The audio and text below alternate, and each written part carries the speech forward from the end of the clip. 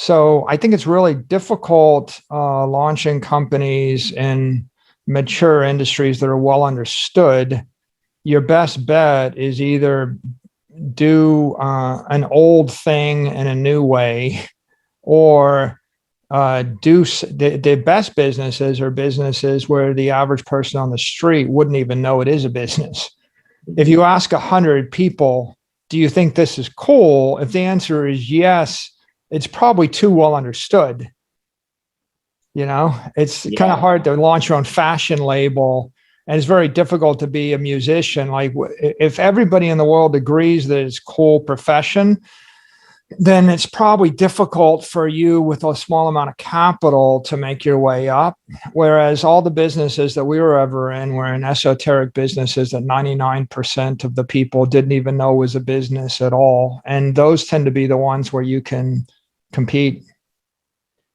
When you started the MicroStrategy, were you guys sitting around having a beer? I mean, was it something where you said, we need to come up with something, we need to do it big? How was that mindset at that point for you? I was building computer simulations at DuPont in the 2 years after I left MIT. And we were building simulations based upon modern many computers and PCs, and no one had ever done that before. And the technique was a bit esoteric, and I just decided I wanted to leave and go back to school and get a PhD, so I quit. And my clients wanted me to finish the project.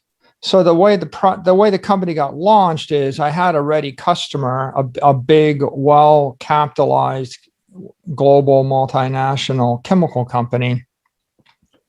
And I had nothing to lose because I had nothing, and I was going to go back to school, and they wanted me to do the work. And so they ended up capitalizing the company, and they made it almost risk-free for me in a way, because, I wasn't risking anything. I was 24 years old, and they figured they were getting the work done cheap, because if they had gone to a more established organization, it would have cost them 10 times as much, and they might not have got it done. So I just found a niche, the right place at the right time, and it was fairly easy.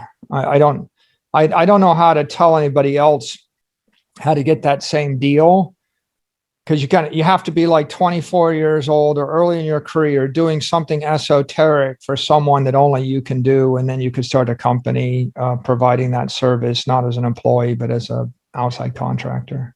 Yeah, and I think that's so interesting how you say you didn't have much to lose. And when I started my company, it was the same thing. I still remember vividly thinking, if I could just get to the point where I'm making just $5,000 a month from the company, that would be the biggest thing in the world. And I mean, that was, at that point in time, to me, that was an amazing potential success just to get it to that point. And same thing, I had very little to lose at that point. So that's a very interesting point there. So let's get into a little bit on the Bitcoin side of things. And I think this next question kind of goes to how the mindset of investors, or even just anyone, can kind of rotate over time. So in 2013, you tweeted, Bitcoin's names are numbered. It seems like just a matter of time before it suffers the same fate as online gambling. And I'd love to know your mindset of, like, when did it change? Was it when you started looking into it more, when it became adopted more? What was your thought process there? Well, when it got 100 times bigger, that helped. Bitcoin is $1 billion or $2 billion thing. Looks like it could be displaced, but Bitcoin became a $200 billion network by the middle of 2020. So I think that I was persuaded by the fact that it stood the test of time. It was 10 years old. It was a multi-$100 billion network. And at that point, I understood why you needed it. I didn't need it. I don't think the world needed it as much. The monetary inflation rate from 2010 to 2020 was 7% in the Western world. If you were in Argentina or Venezuela, it was much higher. So if you lived in a developing country where your currency collapsed, then you know why you needed it. So early adopters of Bitcoin, a lot of times there are people from South America, Argentina. They were very sensitive to the plights in Africa and Asia. or they were they were libertarians or very sensitive cyberpunks, etc. So that was one group. I think in 2020, the problem came to the United States and Europe because now you had 20% monetary inflation. You have a collapse of the currency, a devaluation of the currency. The best indicator of the currency strength is the rate of appreciation of the S&P 500. So the S&P appreciated on average 10% a year for 100 years and appreciated 40% in the past 12 months. So if it used to be going up 10% a year and then it went up 40%, then you can presume that the currency was 30% weaker than it had been weakening. So I think that was the tipping point. It was the massive money printing that brought monetary inflation to the forefront of the mainstream investor. And I don't even know if I say mainstream investor. Let's just say 1% of the world cared about it in the Western world before, and then all of a sudden 10%, 20% started really focusing upon it in 2020, and I was one of that 10 to 20%. Do you think that it's a good way? Like, I've always viewed Bitcoin and my holdings in Bitcoin as being, my concern with what the Federal Reserve is doing with printing money. The debt in the US is rising. All the central banks in the world are printing money. And it's always been kind of my thought process as a digital gold for me to kind of store and keep my value as the dollar gets diluted. Are you along those lines, or you're more like a currency, like people should be going into Starbucks and buying things with Bitcoin? I don't really think it's a currency. I think it's a property, or it's an asset. Digital gold is a good metaphor. You have $1 million, you want to hold it for 100 years. Your choice is buy $1 million worth of gold, $1 million worth of land, $1 million worth of art, $1 million worth of stock, $1 million worth of bonds, or $1 million worth of dollars. And if you just check through those, or $1 million worth of baseball cards or collectibles, if you check through all of those things, the conclusion is, what you'd like to have is something as good as gold without the defects of gold, but as good as FANG stocks, but without the fragility of FANG stocks. So how do I fix gold? I fix gold by making it impossible to mine any more gold and making it instant and free to audit the gold, and then make it instant and free to move the gold from this side of the earth to that side of the earth and make it programmable. So that makes it better gold. And how do I fix a FANG stock? You could buy a portfolio of Apple, Amazon, Facebook, Google. I mean, that's what I held a bunch of that for a decade. A pretty good trade. Went up by a factor of 10 to 20. Yeah. What's the problem? They might get unionized at Amazon.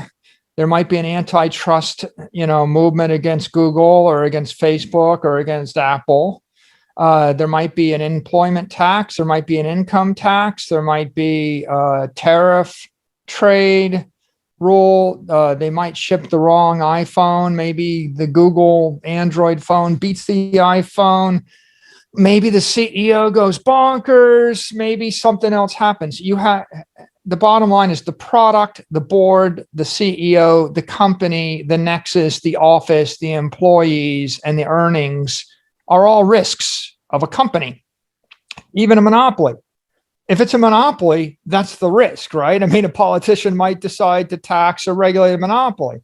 If it's not a monopoly, then your competitor is the risk. So what if I could just keep the power of big tech, but get rid of the CEO, the product, the company, and the quarterly releases? And if you could do that, you would have Bitcoin. So Bitcoin is like digital gold without the defects and the material problem of gold. And it's also big tech without the risk of big tech. And so think of it as big tech gold. It's property that has the least likelihood of being impaired. If you're an information theorist, or if you're an engineer, the first thing they teach you is the more moving parts, the more parts to break. That's Murphy's Law. So what if I just wanted to create a machine that had the least number of moving parts? Okay, I fire the CEO, I fire the board. There are no quarterly releases. There are no products. There are no services. There are no employees. There's no offices. There is no country. It's just software running on 10,000 nodes scattered to the four winds. And what does it do? It just is. It doesn't do anything. On one hand, it's the simplest possible product. You know, I just keep track of the ownership of 21 million virtual things. Simplest thing imaginable, a million times simpler than Facebook, Google, Apple, Amazon. On the other hand, it is like plankton. You are a beautiful peacock or you are an eagle if you're a company. You can fly, or you are a whale or a dolphin and you can do flips. Not Bitcoin. Bitcoin is plankton. But but my money's on the plankton, right? After the nuclear apocalypse, the plankton will probably still be here because it's so simple.